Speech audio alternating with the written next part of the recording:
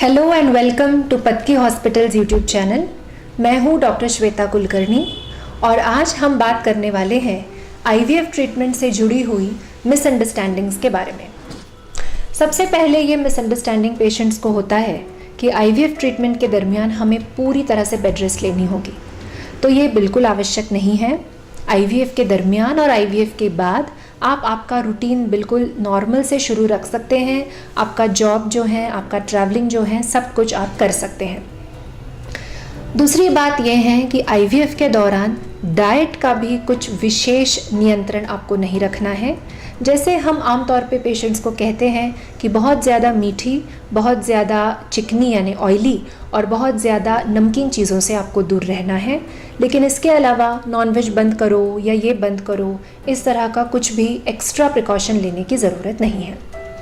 तीसरी इम्पॉर्टेंट चीज़ होती है जॉब और लीव्स। आईवीएफ साइकिल शुरू करने से पहले आपके डॉक्टर आपको एक रफ टाइम टेबल देंगे, जिसकी वजह से आपको पता चलेगा कि आपको कितने दिनों के लिए लीव लेनी है। तो उस हिसाब से आप पहले से ही इस सब का प्लानिंग कर सकते हैं। आईवीएफ साइकिल का टोटल ड्यूरेशन लगभग अप्रॉक्सीमेटली 1.5 से 2 महीनों तक का रहता है। इस दौरान वाइफ को अप्रॉक्सीमेटली 7 to 8 टाइम्स हॉस्पिटल आना होता है और हस्बैंड को अप्रॉक्सीमेटली 2 to 3 टाइम्स आना होता है। हस्बैंड अगर किसी कारणवश नहीं आ सकते तो उन्हें पहले आके अपना स्पर्म फ्रीज करना बिल्कुल ज़रूरी है और इस सब का डिटेल डिस्कशन आपके डॉक्टर से आप पहले ही कर लें। कई बार दूर के पेशेंट्स होते हैं जिन्हें इतना दूर डिस्टेंस ट्रैवलिंग करना नहीं जमता। तो ऐसे केसेस में पेशेंट्स हमें अक्सर पूछते हैं कि क्या हमें हॉस्पिटल के पास आके आपके शहर में रुकना चाहिए। तो ज़रूरी नहीं है कि आप आके कोल्हापुर में ही रुकें हमारे पास। आप आपके शहर से, आपके गांव से अप डाउन भी कर सकते हैं। कुछ स्टेप्स आईवीएफ के दौरान ऐसे होते हैं जहां 4-5 दिन आपको लगातार हॉस्पिटल में आना पड़ता है। तो बस उस ड्यूरेशन के लिए ही आप आके कोल्हापुर में रहना आपका ज़रूरी है। अगर आप बाहर से हैं और अगर आपको कोल्हापुर में रहना है तो हमारे हॉस्पिटल की हॉस्टल फैसिलिटी है, जिसके बारे में ज़्यादा इन्फॉर्मेशन आपको आपके डॉक्टर दे देंगे। कई बार पेशेंट्स कहते हैं कि हमारे पहले 2 बेटियां हैं और अब हमें बेटे के लिए ट्राई करना है, तो क्या आईवीएफ से ये पॉसिबल है? तो इंडिया में सेक्स सिलेक्शन इज़ इलीगल। तो इंडिया में अगर आप आईवीएफ कर रहे हैं तो किसी भी डिज़ायर्ड सेक्स का एम्ब्रियो आप सिलेक्ट नहीं कर सकते। पेशेंट्स ये भी पूछते हैं कि आईवीएफ करने के बाद जो बेबीज़ बनते हैं क्या उनमें कोई एनॉमली या व्यंग पैदा होता है? तो आईवीएफ के जो एम्ब्रियोज़ होते हैं वो हेल्दी एम्ब्रियोज़ होते हैं। आईवीएफ करने के बाद जब आपको प्रेगनेंसी रहती है तो आपका एनॉमलस बेबी होने का जो परसेंटेज है वो बिल्कुल बाकी के औरतों जितना ही है।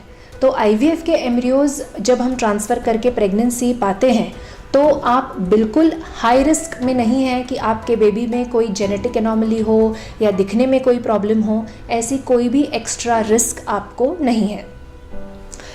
कई बार लोग कहते हैं कि हमें जुड़वा चाहिए, या कई बार लोग कहते हैं कि नहीं, हमारा पहला एक बेबी है, अभी हमें सिर्फ एक ही बेबी चाहिए। तो क्या आईवीएफ में ये संभव है? अब आईवीएफ का मैक्सिमम सक्सेस रेट पाने के लिए कई बार 2 या 3 एम्ब्रियोज अंदर छोड़े जाते हैं और कई बार ट्विन्स या ट्रिपलेट्स भी प्रेगनेंसी हो सकती है। अगर आप सिंगल बेबी ही चाहते हैं तो तीसरा महीना ख़त्म होते होते यानी अराउंड 11 to 13 वीक्स आपको एक प्रोसेस से गुजरना पड़ता है जिसे एम्ब्रियो रिडक्शन कहते हैं, जिसमें अगर आपको ट्रिपलेट्स हैं तो 2 बेबीज़ रिड्यूस करते हैं, अगर आपको ट्विन्स हैं तो 1 बेबी रिड्यूस किया जाता है और बस सिंगल बेबी ही अंदर रखा जाता है। इस प्रोसेस की भी एक्स्ट्रा डिटेल इन्फॉर्मेशन आपको आपके गायनेकोलॉजिस्ट से मिल जाएंगी। पेशेंट्स के दिमाग में ये भी टेंशन रहता है कि अब मैं आईवीएफ प्रेग्नेंट हूँ, आईवीएफ होने के बाद मेरी प्रेगनेंसी है, तो क्या मेरी प्रेगनेंसी में मुश्किलें आएंगी, कॉम्प्लिकेशंस आएंगे? तो अगर आप पहले से डायबिटीज़ या हाइपरटेंशन की पेशेंट हैं, या आपका बीएमआई बहुत ज़्यादा है, या अगर आपको ट्रिपलेट प्रेगनेंसी है या ट्विन प्रेगनेंसी है, तो हाँ, 7वें-8वें महीने के बाद आपका शुगर बढ़ना, बीपी बढ़ना, ऐसे कॉम्प्लिकेशंस आपके केसेस में आ सकते हैं, या डिलीवरी के बाद थोड़ा ज़्यादा ब्लीडिंग होना, ऐसी चीज़ें भी हो सकती है। लेकिन अगर आप बिल्कुल नॉर्मल लो रिस्क पेशेंट हैं, यानी उम्र 35 से कम है, आपका बीएमआई 18 से 23 के बीच में है, और अगर आपको बाकी दूसरी किसी किसी भी बीमारी नहीं है, तो आपकी प्रेगनेंसी बिल्कुल रेगुलर किसी भी दूसरी प्रेगनेंसी जैसी ही रहेगी। बहुत इंपॉर्टेंट डाउट जो कई पेशेंट्स हमें पूछते हैं वो ये हैं, और वो अक्सर सीरियल या फिल्म देखने की वजह से ये डाउट्स पैदा होते हैं कि आईवीएफ के दरमियान क्या हमारे गैमेट्स मिक्सअप हो जाएंगे, जो हम स्पर्म दे रहे हैं क्या वही स्पर्म आप यूज़ कर रहे हैं, जो हमारे वाइफ की एग हैं क्या वही एग आप यूज़ कर रहे हैं। तो आप हमेशा याद रखिए कि आईवीएफ लैबोरेटरी में सब कुछ टैग्ड सिस्टम होती है। जब आप सीमेन देते हैं, जब या आपकी वाइफ का पिकअप होता है, उनके एग्स लिए जाते हैं, वो सब कुछ बार कोडेड सिस्टम के अंदर टैग किए जाते हैं, तो गैमेट कन्फ्यूजन होना लगभग नामुमकिन है। तो इसलिए इस सिलसिले में भी आप बेफिक्र रहिए। तो इस तरह से आज जो कॉमन मिसअंडरस्टैंडिंग्स आईवीएफ प्रोसीजर के बारे में है वो मैंने दूर करने की कोशिश की है। इसके अलावा अगर आपको और कोई भी डाउट हो तो मुझे नीचे कमेंट सेक्शन में अवश्य पूछें। इसके सिलसिले में ज़्यादा इन्फॉर्मेशन हमारे वेबसाइट पे भी अवेलेबल है, तो आप हमारी वेबसाइट भी विज़िट कर सकते हैं। Thank you.